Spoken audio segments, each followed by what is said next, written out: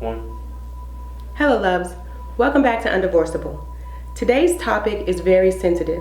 However, it is a subject that needs to be discussed in our communities.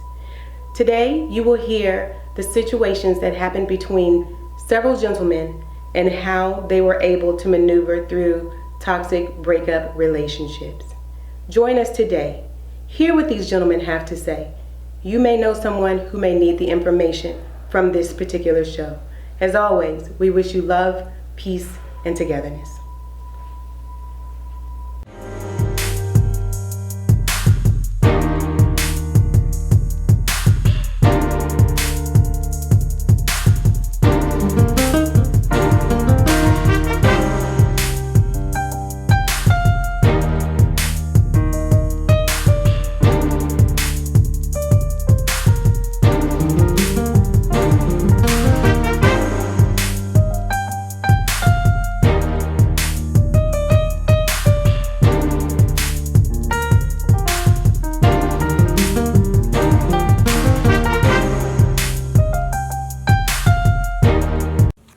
Hey loves, and welcome back to UnDivorceable.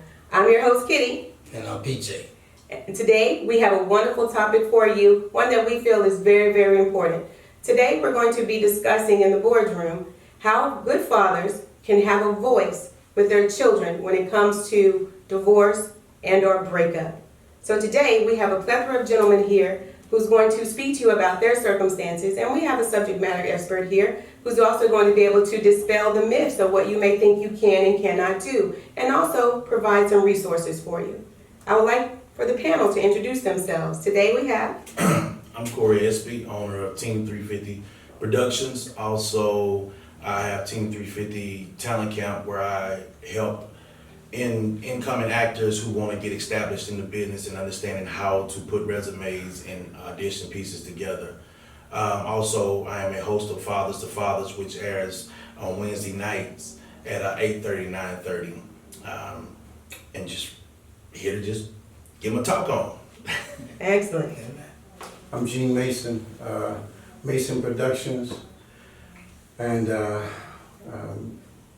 not much to me other than I do many things, and I'm well at it, do well at it, so. Well, we love that. All right.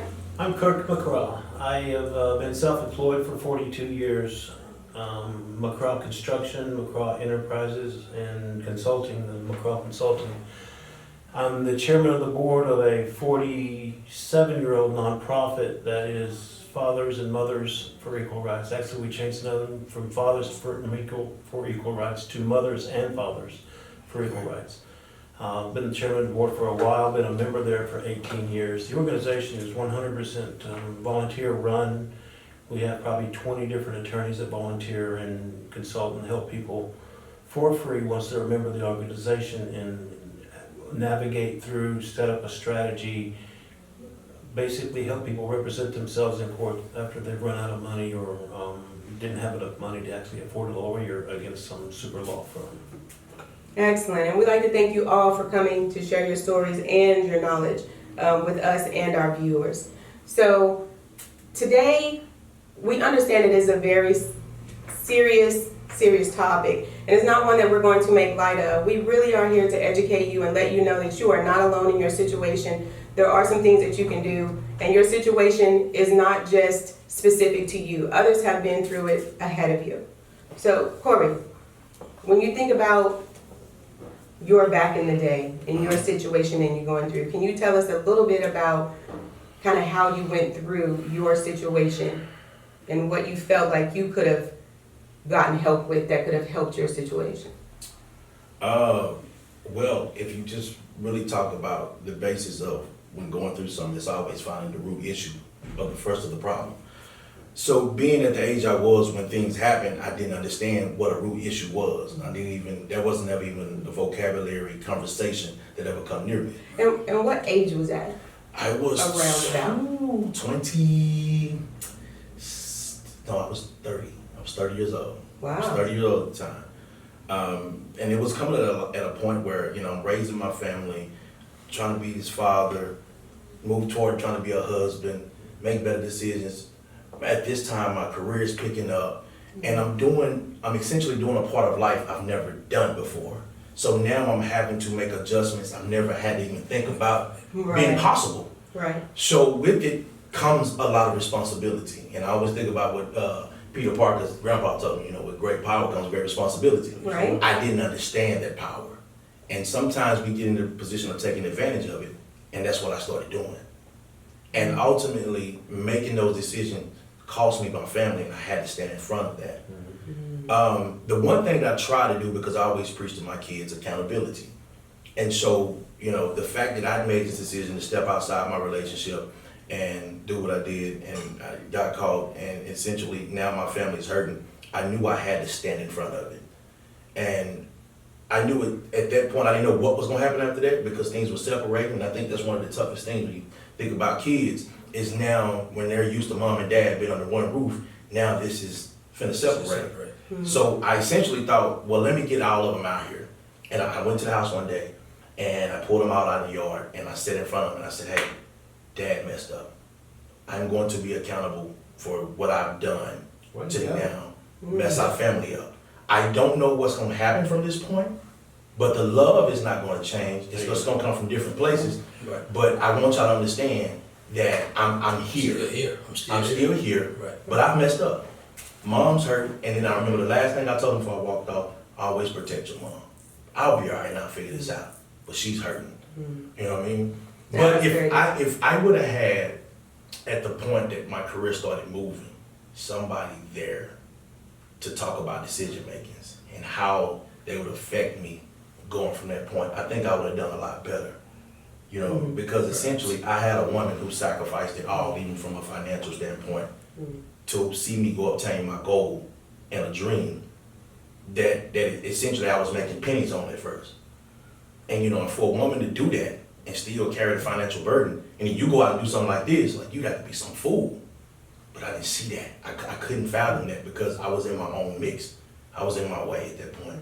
So I just think, when it came to that, and I thank God, because we did figure a way out between the mother and I and the kids, because in that one house was just 5 kids. And then I had sole custody of one of them, so he went with me, and even all that transition, it was a lot. Right. And the one that affected the most was my baby boy. Right. Because after everything separated, the older one was getting ready to graduate.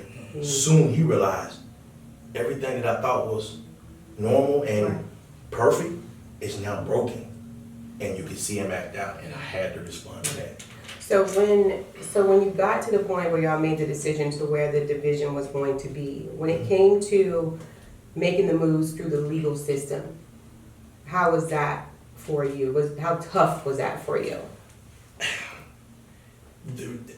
And once again, and I do between, for God giving her the heart and her being who she is, it really was, it was an easier process, because it wasn't nothing that she wanted to take, that she felt her thing was, we can figure out whatever it is. We don't need no third party trying to tell us something that don't know nothing about us, because she knew my love for my kids was genuine. Right. Because I remember, even though you heard her, she still she knew that. She didn't keep between you and your kids. She said this to me one day, and I'll never forget this. She said, I just don't even think, if we didn't have these kids, you and I wouldn't even be together. And I said, Wow, that's deep. She said, because That's everything deep. you're always playing with us and the kids.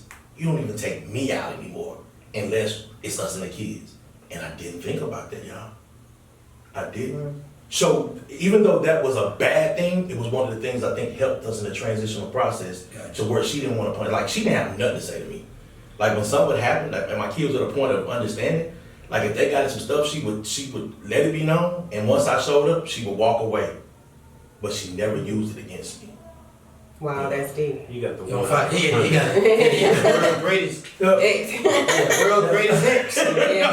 No, it was a blessed thing, and I always talk to people. If people watch my social media, I always talk about from hell. yeah, this village thing. And when people think about the village, they always run to the polygamy thing, and I'm not talking about that. What I meant by the village was, when I grew up, I saw my dad and his ex-wife and my mom. I saw them sit on the front row at revivals together. So my siblings, 13 of us, and we all come from different parts because Daddy was doing his thing. My Lord. Papa. But I Did mean, you say Stone. But what got it for me is because the nature of all our relationships were built because we saw these two women. Behaving And like my mom, adults. and one of my mom's Similar. yeah, Yeah. because my mom's funeral, my dad's ex-wife sat on the front row with me, my brothers, you know, and people couldn't understand it. So now when I talk about that, and I'm still close to an ex, or me and my kids' mom, we have this whole thing going on. Everybody thinks it's got to be something toward that more than just with the kids. And I say I know people can't fathom because we never taught to think nothing like this. People would rather think for you to be in turmoil with your ex to make them feel more comfortable about less chances of infidelity than to know that y'all get along, and then that's a possible chance. Exactly. Right. And that's why we have Cory go first, because that ultimately is what we all should be striving to do. Keep the children first. Keep the behaviors of the adults in line, such as though you are all raising productive, well-adjusted children to go into society and be successful. Because everybody is looking straight at the kids and not using the kids as weapons, not talking bad about one another, defaming character, you know, all of those things that hurt the kids, because the kids do realize they are one part of an equal two. Yeah. Well, if you're telling a child that there's something wrong or negative or needs to be worked on by the other parent, they internalize everything. Right. And they believe now that half of their DNA is flawed. Right. And so what you're doing is riding on the soul of your children. Wow. Right. And that's a self-esteem killer every single time. If you can't keep your kids out of the middle of it, then they're gonna be in it literally like I was. I just didn't have any better choices because nobody mentored any better options to me. What you had was family sitting on the front row. I'm doing that today after my fourth marriage. Gotcha. You know, I know what to do wrong. I've been married now 16 years, so I'm learning what to do better. Absolutely. And so today my wife and I have 5 kids and 13 grandkids. Wow, blessings. They all live within 3.5 miles of our house. Our granddaughter of 6 years old sits out and plays soccer. Her mother and dad are still together, our oldest daughter. Her mother and dad are on the sidelines, I'm the stepdad. Yeah. His mother and dad are married again, and they're both all 4 on the sidelines. Yeah. And this is like a whole plethora of grandparents. Right? And so I understand what you're saying, and I look around, I'm like, I don't belong here, this is not the way it works, it's not supposed to happen this way. It is so uncomfortable for me because either you're the cat or you're the cat litter. Yeah. Right. Right. That's very It's just, true. it's an awful feeling to be from where I'm used to into where I am. It's still brand new to me. It's just, it's an awesome feeling, don't hear me wrong. Yeah. But it's in my head. It's eerie, And too. in my head is like going to no cliff. You don't want to go there by yourself. Yeah. And so you really want to have a mentor, and you don't go to a foot doctor to find somebody to work on your eyes. And right. you don't go to an auto mechanic to find somebody to work on your air conditioning in your house. Yeah. Because there's better air conditioning in your trunk. You know, a wise man has many counselors, but you need 3 of counselors that talk about what you're Your need. going through. Yeah. And nobody teaches us to reach out and show our belly. You know, you're losing your wife, you did this, you should have done that, you could have done something better. What in the world? How do I do that? I'm not gonna give that up. We, as men, That's men. we're grown, our currency is honor and respect.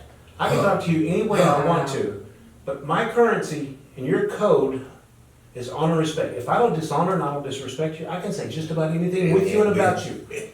Now, Yeah. women, they don't understand. Their code, we can't get. A woman lives under our code because we're the man of the house and the culture and this and that and the other. Yeah. But we don't understand a woman's currency if it just backed over us like a tricycle behind the car.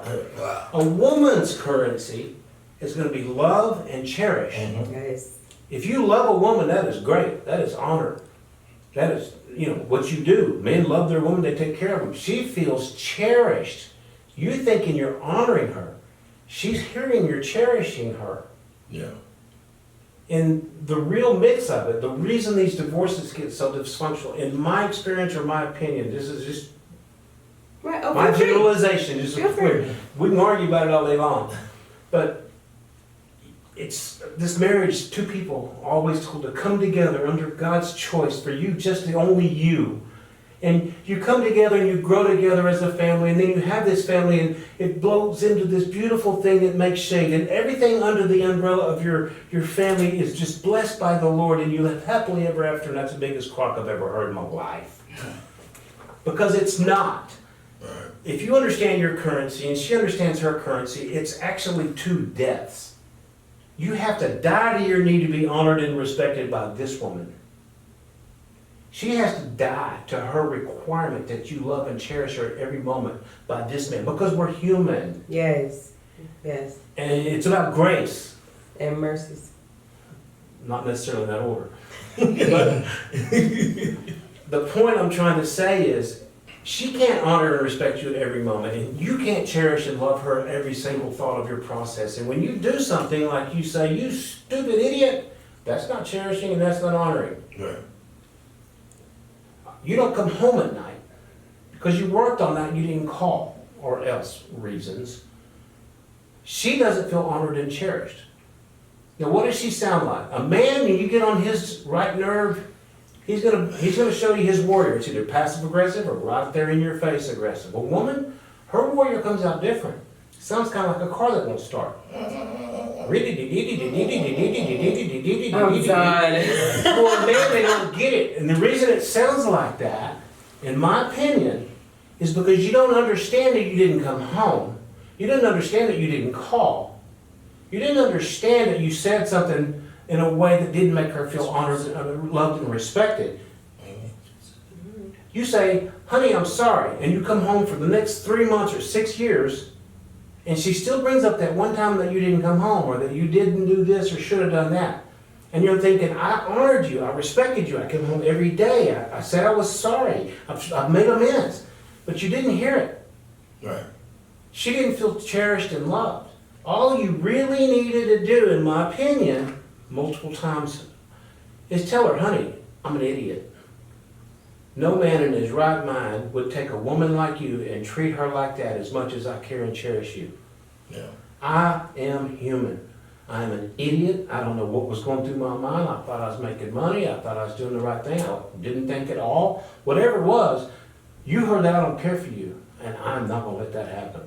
I'll be home from now on, but you realize I'm coming home because I cherish this life. That's good. That's good. Now, That Gene, is what I've learned.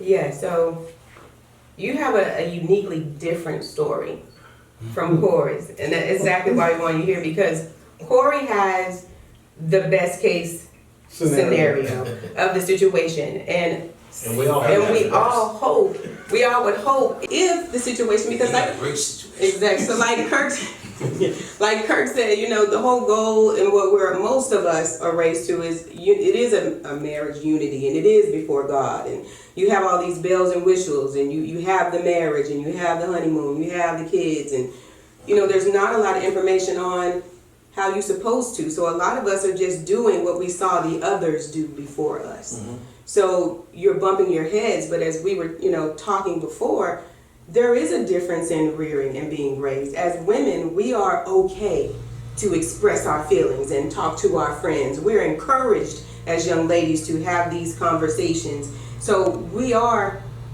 a little bit more emotionally healthy, I would say, because we are allowed to voice those things. We are okay to reach out to those resources. But men are different. Men are very, very different. And especially when you go from the 70s babies and below to the older generations. Right. Men were not raised that way. You were supposed to fall, get up, don't cry. Stop acting like that. Man up. These are the phrases. The phrases. Yeah, I'm going to give you something to cry about, because you were supposed to be raised to be tough. So men weren't having those conversations because you were not raised to have those conversations. So men have been suffering in silence. And so a lot of the men that are this age, like I said, the 70s babies and below, and more seasoned, you know, suffer a lot in silence until they are older, where they feel like, okay, well, my good buddy, I've seen him break his head, I've seen him go through stuff. maybe I can talk to him about that. But we feel it's time out for that. We have got to start having these conversations with the younger generations coming up so they can not do some of the same things that get us the same results. They can understand how to date better, pick better, understand choices and what you may be looking for as you grow up. But if you find yourself in these situations, it is okay to have that conversation with your father, with your uncle, with your friends, because these are people that you pick in your life as counsel. Those who you see may have been going through things, and yes, you can get on the internet. You can look and see what resources may be out there, and it is okay to reach out, and you're not looking like less of a man when you do so, because it's time out for men to be suffering in silence. It is time for more emotional health when it comes to men and these issues, and being able to provide an intelligent response, not a reaction, but response when you find yourself in these breakup situations. Jean, let us know a little bit about your situation. Man, he pulled an eye up. Yeah, I know. He took a deep breath. Wow. He took a deep breath. It was the total opposite of my man's here. I was devastated. Character assassination. I was told that she wanted a divorce because I was not a doctor or a lawyer. She should have married a doctor or a lawyer. Wow. But when I got to court, she told the courts that she was getting divorced because I had raped her and beat her and molested our child. Wow. So I'm sitting in the courtroom, and I didn't know until I get up on the court stand and I see the allegations. The guy before me left the allegations, the investigator. So I'm looking at the allegations, and everything in me left. I felt like a shell, and I couldn't breathe. I couldn't. I didn't understand what I was reading, why I was reading, and who would say such a thing. Wow. Who would do such a thing. Right. And so he starts asking me questions, did you do this, did you do that? And I, no. And it was funny because she mixed the truth, incidents that did happen, but she mixed it, she flipped it. So there was a time I punched her in the arm, so she said, well, Your Honor, he hit me in the arm. And so the guys questioned me, did you hit the arm? I said, yes. And he said, see, Your Honor, I told you guys, he's not. And I said, whoa. I said, back up. I said, she was punching me in the face. Right. I wanted her to stop, so I punched her in the arm.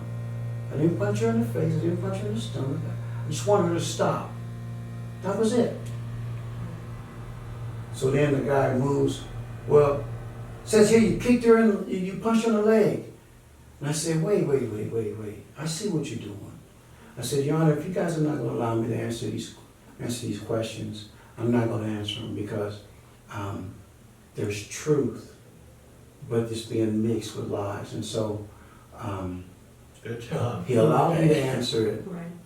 but she went out to the community, and she went to the church, and she went public, and she went to her parents, and she went to my parents, and just for the first time in my life, I realized what character assassination was. Right. And Gina, I really, really applaud you being here and just being such a vessel to come tell your story, because there are a lot of men that have gone through and are going through domestic violence from a female situation that they never ever tell, because as a man, you're not supposed to be the victim in domestic violence. And so they don't ever want to tell, they don't ever want to say, and so they suffer in silence. And a lot of them stay. Sometimes they snap, and people don't know, well, why did he do that? They don't realize that he was the one being abused. in that situation. And I really applaud you for coming on and telling your story.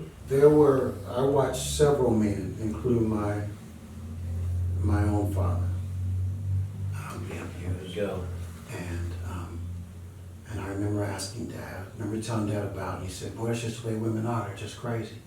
It's just the way women are. Wow. And I watched many men on my job, men come to work with scratches and cuts Oh my God. and black eyes. And I'll never forget, I had an opportunity after divorce. I got this friend, don't want to use his name, but he's huge. He stands about 6 feet 8 tall. Wow. And I'll never forget, he called me one day and he said, Gene, he said, if you don't tell me something, he said, I won't be seeing you for a while because I'm going to snap. Wow. And I'll never forget, that started an organization that my wife and I started. We've been trying to work on it. It's called Still I Rise. Wow, that's powerful. And I began to share with these men my own story and begin to tell them, hey, this is not what you want to do. And I realized at that point why a man would jump out of his car with his gun and start shooting.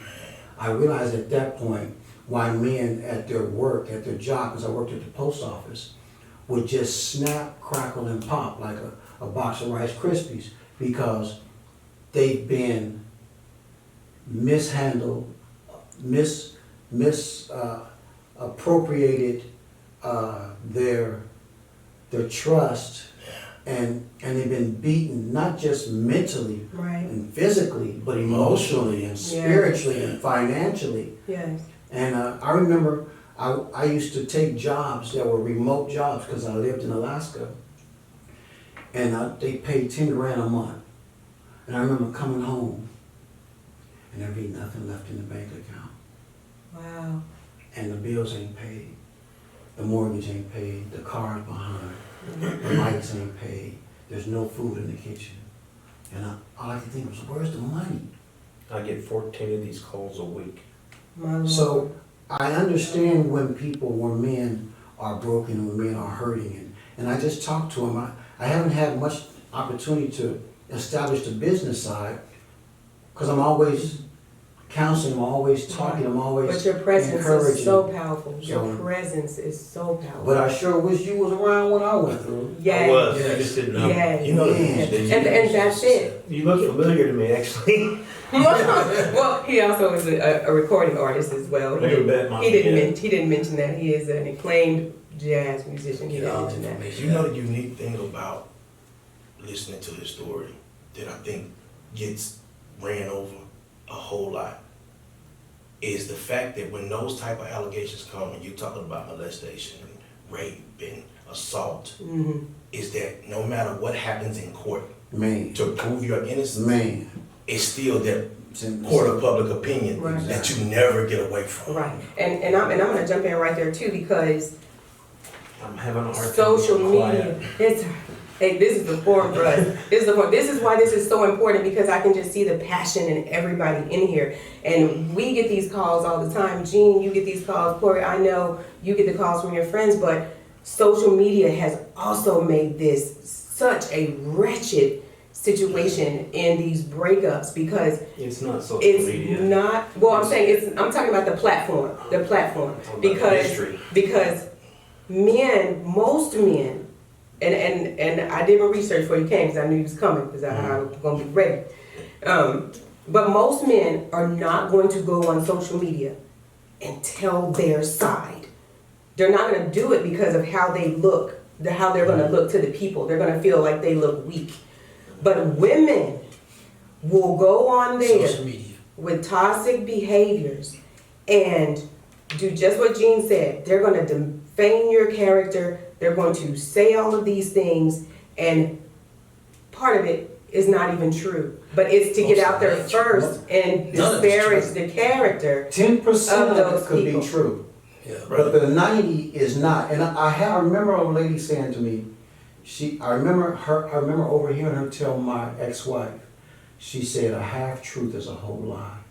It's a whole lot. It's a whole lie. A whole lot. And I have seen and I have witnessed women doing this, but the problem is that there's no lawyer that you can take into court unless you have a lot of money Mm-hmm. That's the key. That is the key. to get this person to stop. I've had my ex-wife she called my wife Oh, before we got married all out of order. with allegations. Now wait a minute, you My- left me. My ex-wife called my wife of 16 years and did the same thing. You left me Wow. just before the wedding, but you left me for a doctor or a lawyer. But you left me. You know, you wanted your name back, and you got her name back. And it was just a month ago on Facebook. She put my name back on there. Mm. But I abused you and I raped you, and now you carry my name again after 8 years. Yeah. Wow. Because a lie. There should be a crime against that. That's a crime. There should I be agree. Yeah. somebody should go to jail for that. I'm telling you, my dad has this saying. He says, a lie is a lie. It doesn't matter who tells it. It's still that same lie. But the issue becomes when they go out there with those lies, they're operating in the moment of their own weakness. They're operating in the moment of their own weakness. So when they're midnight hour, they're coming after men, and they don't realize that there are children involved. It doesn't matter at what age. There's still a connection there.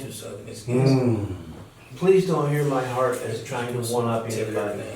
But in my third divorce, I waited to 40 years old before I had my first children. Wow. They're now 19 and 21. One's in Dallas Baptist University, one's in Lynchburg, Virginia, going to Liberty University. Oh, okay. My ex-wife and I got married about 3 months after we met, 4 months actually, because she got pregnant that quick. Mm. I married her because I wanted to do the right thing, and then I found out I was married to alphabet soup. We stayed together for about 2.5 years. The long story made impossible is the day, 7, 8 days before we got divorced, she's sitting on the edge of the tub while I'm coming in at 2 o'clock in the morning and telling me how proud she is, how hard I work. 7 days later, I find out I'm getting a divorce because she's throwing things at me, and I've never had a woman attack me in my life. Wow. I leave the house in her vehicle, and I find out that I get pulled over because she's called the police and said I'm carrying a gun, which I had no idea was in the car. It was my gun. I got arrested for carrying an unlawful weapon. Within 1.5 years, I'm arrested 4 times. Go in front of a grand jury, and they actually decide to prosecute me. I'm going through 4 criminal charges and a 2.5 year divorce, spend $167,000. I'm living in a 6-bedroom house on the lake, looking at the water in front of my house, and all of a sudden I'm living in a hotel. I was thinking about running for office in our city, and she got custody of the church, the friends, everything that we had. I've always been self-employed. She had all the business, all the records, all the bank accounts, and a protective order for her poor self. I've never spanked, hit, done anything to a woman in my life. I'm 40 years old, and all of a sudden, I've just turned into this terrible person. Yeah. Right. And you want to talk about men don't know how to deal with this. I had no idea either. I just woke up one day, and the person I call it my broke picker. I picked a woman to sleep next to, and you either pick the wrong woman or the wrong response to the right woman, but the only response that I can take care of and how I deal with things is my choice. Mm. And I realized at that point I've been making some pretty poor choices. This is my 3rd marriage. The first time you say, oh, she was crazy, she was mean, she was a drunk, she was a whatever. And the second time you say, well, I guess I'm attracted to crazy drunk people, but I have to work on that. The 3rd time you say, well, maybe this has got something to do with me. All right. All right. And this was my turning point. It took me, I'm just that slow. I'm not smart, I'm not intelligent, I haven't been to college and learned anything I'm doing. Everything I've done is school hard knocks. All right. And I graduated with honors. I know what not to do.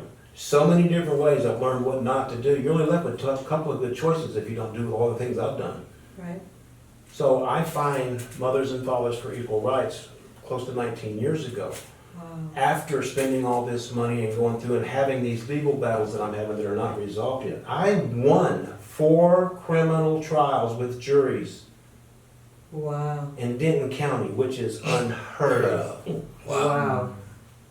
I took the testimony of my ex-wife and what I learned at Mothers and Fathers for Equal Rights, at the time was Fathers for Equal Rights. And I went back to the divorce court that I lost a 2.5-week divorce battle in, 2.5 weeks of a civil divorce trial, longest divorce sitting trial of any sitting judge in Denton County. I was on the stand for 3.5 days. Wow. I went back to that court and I said, I want another bite. She lied, she duped the lawyers, she duped the court, she duped the juries. I lost this divorce. Here is my proof. Here's the transcripts. I got a new trial. And for 13 years, I was able to raise our 2 girls as the primary parent. Wow. And I did that pro se. Wow. I've since been arrested 2 or 3 more times, even for stealing my own 16-year-old daughter's cell phone. I took it away from her for her behavior, and they swore I stole her phone. I wanted an apology and her to make amends for what she had done, and she refused to do it, so she didn't get the phone back. The mom bought the phone. The detective calls me up and says she doesn't know the phone, the mom does. I say, I pay child support. It's none of your business what you do with your child support. Well, I beg to differ. Well, then we're going to have to press charges. Well, bring it on. They did. They indicted me. They had a jury lined up the day before. I said, I'm going to fight this one too. And I said, either you drop, they offered me time served, $100 fine, we'll make it just go away after X amount of days. I'm like, no, I didn't do it. You don't tell me how to father my children. I'm sorry, I'm over that. Wow. The attorney representing me at the time says, we're going to go to trial tomorrow. I said, well, then you're going to have to do some discovery. We don't have time for that. And I said, well, if you haven't done it yet, well, I'm going to sue you for malpractice. We've been going through this for a year. I've been going to arraignment for a half a day once a month for a solid 12 months. And now you're not ready for trial? You go to trial. I'll go with you. And if I lose or if I win, I'm going to sue you for malpractice. So the attorney walks away for 45 minutes, comes back with a piece of paper in her hand, and hands it to me, and it says, all your charges have been dropped. Because I didn't blink. 9.9% of all 1,000 guys that you ever meet make a deal. Because we want to get things done, we fix things, we want to make this go away. It's not that we're not talking to defend ourselves, we just want to move on. Right. We don't want to stay in the problem. Right. I learned how to resolve issues by what not to do. My dad died when I was 13. They divorced when I was 6. My mentor was not there. My mom was brokenhearted because Papa was a Rolling Stone. Right. And he had a lot of fun.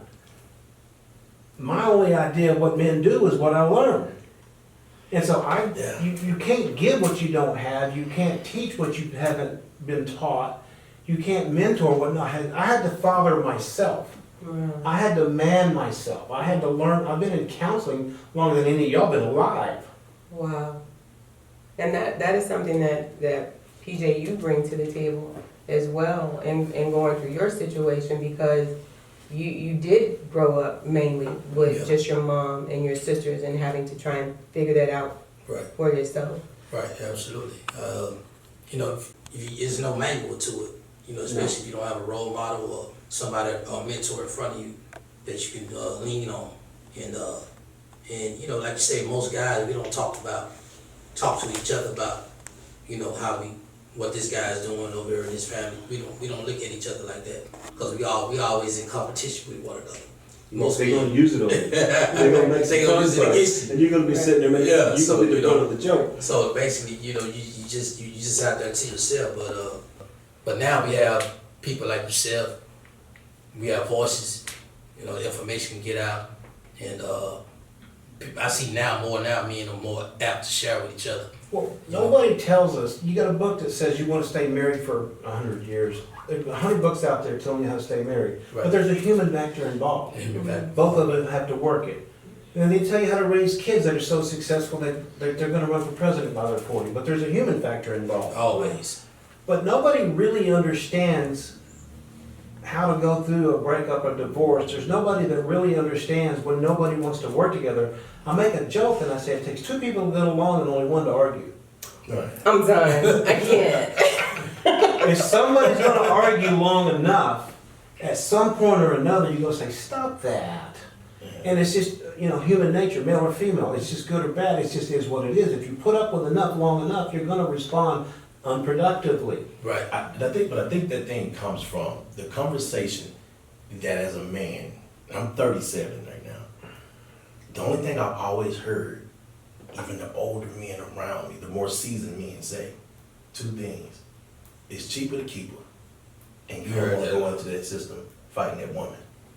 So all the guys I knew that were going through divorce, that was fear.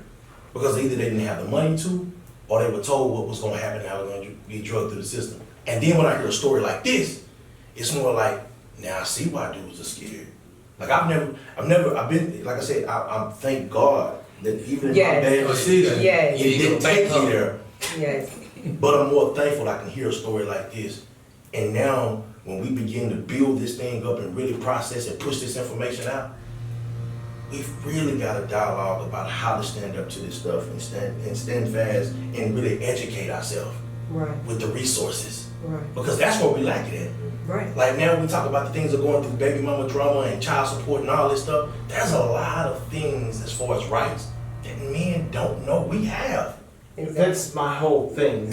If you don't know what your civil rights are, what your legal rights are, what your constitutional rights are, how are you supposed to step up and say, hey, that's unconstitutional? Yeah, but even if you do know and you do step up, it still may not apply. It may not even, hey man, I don't care about your rights.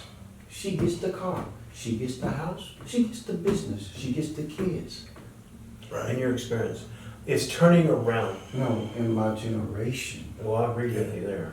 It is. And that's still a scary factor, right? Because you're not seeing a winning progression of enough men. The only ones that you see them winning are the ones that find the situation where there's an understanding. And the emotions of it don't leak out into punishing you because of your bad decision. Well, one of my jokes is, the difference between ignorance and stupidity is stupidity's forever. We're all ignorant of how to handle these situations. Nobody gave us a manual. Divorce is so many moving parts, and they'll just, come at you with stuff. It's like a kamikaze attack. You didn't even see it coming, And so how do you defend yourself from somebody completely surprise attacking you in the middle of court? Because a lot of times, you look across the room when you've said, I'm done, from that other person. And then you're looking at the malicious things that they're doing, the malicious things that they're saying, the things that they're doing with the children, and the things they're saying to the children, the things like you said, they're calling my wife, calling my new girlfriend, or calling my mom, or calling my sisters, or putting negative things out there about me about Facebook that they know aren't true. Who is this person? I don't know that person. That's exactly where I ended up. And it's I felt like I was what do you sleeping with do? the enemy. I couldn't go back home and make up with her because if she would do something like this, then what else is she gonna do? Oh, yeah. Absolutely. Yeah, it's I a part of asked the y'all this turn. question in. Absolutely. How does a person like this get a fair shake at their character I can tell you. getting back? I can tell you. When me, as the outsider, I don't care about your truth because the lie is more entertaining to watch. Yes. So how do I ever win with my character? I can tell you that. I teach people to run their own race and understand the protocols and the procedures of court. When you walk into court and they have all these allegations, you look up and you say, this is the first time I've heard it. I couldn't have defended myself against this because actually this is the first time I heard it. If she says I was here at this time, I haven't had a chance to bring in witnesses that would say I was over there at this time. If she says I did this, I don't have a chance to bring in witnesses that says I didn't do this, she was doing this. And so all of these kamikaze allegations is an unfair attack at me against court. I need a continuance lawyer. You need to go and say these are surprise attacks. And we were not noticed of this. In court, it's actually inappropriate to do that. But if you don't object to it, the court can't object for you. They have to be unbiased against both parties, so they know it's unfair, they know it's uncalled for, they know it's wrong, the judge, I mean. But he can't help you, because if he does, he look like he's defending you. Right. And that's your job, that's your lawyer's job, that's the picker of your lawyer's responsibility, your responsibility. But nobody understands this part of court. There's things that we teach people, and I show people every day how to represent themselves pro se in court. We helped a lady get her kids back yesterday, we had 3 wins last week. Of people representing themselves. It's getting very natural and normal in court, but no one knows how to do it. They call me a divorce whisperer because I will tell you what not to do. If I can tell you what not to do and you come to me and say, I haven't done this, well, we're good. We don't have to make up for that. Let's do this and this, or let's look at it like that. Why don't you get your head straight and start thinking in this, you can't surprise me in court way, rather than thinking, what do I do, what do I do, what do I do? Of course that's what you're gonna do. Nobody's ever done it to you in your life. They did it to me. I'm fighting but I'm self-employed 42 years. I've always run the show, so I give direction. I don't really follow direction very well. And when somebody comes to me and does these things, it was natural for me to fight like the third ape on the ramp of Noah's Ark. I mean, you're not gonna do this to me. I didn't do it, I didn't say it, I wasn't there. We're gonna fight this. And I had some money. Now I want, but I would like to address exactly what you said. You obviously didn't come from Humble beginnings. our. Yeah, I did. You did. Where you from? The ghetto. Where? Broke Street. Broke Street. Yeah. In Dallas? So you have money. In Dallas? No. You had money. No, sir. Okay. But you have a culture behind you. No, sir. You have a culture behind you? The culture I was raised in was in South Oak Cliff. When they were busting the little black boys into the white schools for segregation, I was on the bus. With them. With them. Yeah, but they don't know that in court. That's not what That's they're what I'm seeing trying in to court. tell. Well, you So, don't think I'm here. I am with you. I get it. And I appreciate that, but man, when we cross that line, it's not the same. Because when I walked in there, Brother, I know what it's like driving while black. I'm not saying that we're the same. Don't hear me wrong.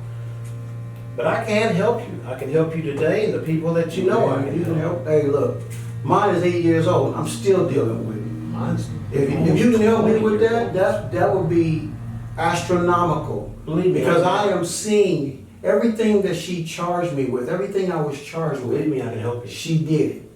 And She I said will. I raped her. She raped my little brother. They always attack by what Didn't they've know. done. They always turn what they've done and what they thought into what you did and what you were saying. That's exactly what they do. If they accuse you of this, that's exactly Turns what you out start they looking did. for. And that's what I'm finding out. And that kind of stuff, that man, I don't know if y'all like cookies, but that burns my cookies. Oh, yeah. No doubt. Because you Nope. find out years later, it's like, wait, we were married then. You did that while we was married. And blamed you for it. Because of that date, and then you went to court and And said blamed to you the for it. judge that I did that, Mhm. to you. You know what I'm saying? And you know what the strange part is? If they interview a child forensically, all these psychologists that are trained to do this, and they ask this child these questions, they know out of 20 or 100 kids, 90 of them respond with a certain tell that said that it actually happened. They can't pin that on you or the mother, but when that child reacts that way, then they have a confirmation because of the allegation that, in this case, the wrong person did that. I mean, there are so many nuances about this that people just don't understand. I'm talking from experience of what I see I see 100 people a week, sometimes 60, but never less than 30. I mean, I see every variation from rich to poor to male to female. We talk about religion. I'm a recovering Baptist. I mean, I'm telling you, we talk about black, women, white, religions, cultures. It's just, it's open season in our culture here. And so please to hear my heart. I'm not saying we're the same. I hear your heart. I hear your heart. And I appreciate it. Otherwise, I wouldn't be talking. Yes. I hear your heart. And I like your heart. So I how can our viewers or anybody else reach? Yes. Pardon me? I said, so how can the viewers out there and anybody that wants to yoke up with you and your organization? Tell them where. We're a 47-year-old nonprofit. We were started by a bunch of fathers 47 years ago who could not get custody. We always got child support in an apartment, and we were always the deadbeat dad. Moms could be on drugs, they could go to jail, they could get out of jail, out of a mental institution and have their head fried from erasing their memory and have to learn how to walk again. And 30 days later get custody of our children. Wow. Because that's the system 47 years ago. There was no apparatus in the law to get custody for kids, for men. So we got together and sat around the table almost exactly like this. We would work on your case, we'd work on your case, and one guy had a law degree or wished that he did, or somebody was fixing to get interested, and we started working on when your court case came up, and we started 47 years ago representing ourselves pro se, first time ever. Out of the United States, it's our legacy. It's our claim to fame. Nobody can doubt or take this away from us. In Dallas, Texas, we started winning custody of children first in the United States of America. Wow. Didn't know that. No, No. nobody knows that. And the point I'm trying to make is, it was national news. People in Colorado and California said, them dads in Texas, they're crazy, they're getting custody of little girls. What is going on with that state? I mean, that was national news at the time. Right. So what you're going through, how you've been there, when you've been there, how come you got that way? We've been there, we've done that, we've done that. We got all the t-shirts. So I can help you help yourself. I cannot carry you. I cannot make you responsible, and I can't make you do your due diligence. But if you're willing to learn, I call it a tuition, but it's a membership. You can get a hold of us at Mothers and Fathers for Equal Rights. It's fathersforequalrights.com or .org. You can get our phone number on there and our address. It's 214-953-2233. You can call 8 to 5, Monday through Friday. You'll probably get me on the phone. And I won't talk to you on the phone about what he said and she said. I'll say, get in here, join our membership. It does cost, it's a 1-year annual membership, $350. At that point, you can walk into our office anytime you want to, every time you need to, for as long as you feel like you have to, for a solid year. 365, 8 to 5, Monday through Friday. And we'll deal with you and your phone.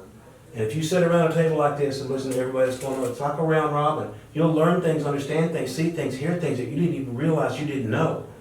And that's the problem. The difference between ignorance and stupidity is you just don't know. If you know better, you keep doing it. That might be a little stupid. But you can't hang around this place as a bunch of hairy-legged men and women, a lot of women, okay?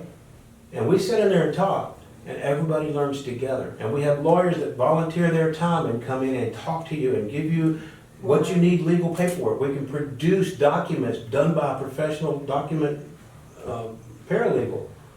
And you can go to court and follow us, and we'll show you how to represent those, and we'll show you how to get court dates, and we'll show you how to serve people, and we'll show you how to defend yourself with admissible evidence.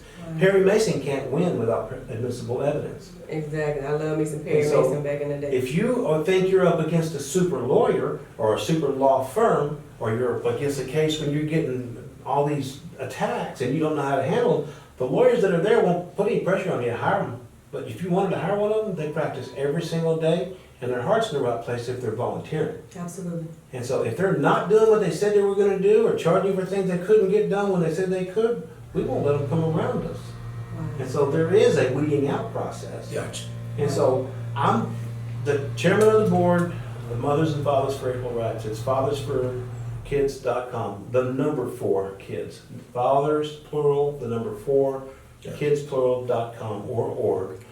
And you can find us very simply. Excellent. Well, I'd like to thank everybody for coming and sharing your stories today. Definitely love the passion of the whole table.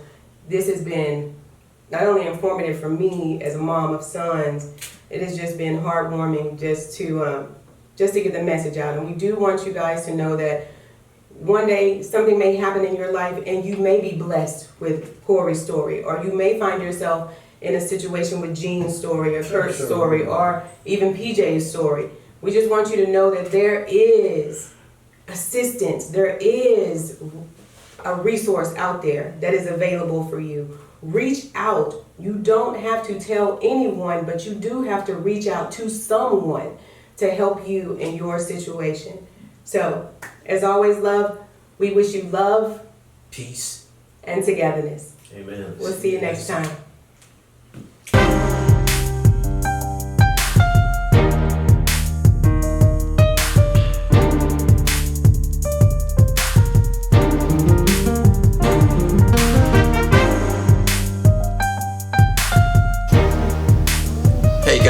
need you guys to like, comment, and subscribe, and hit the bell for UnDivorceable.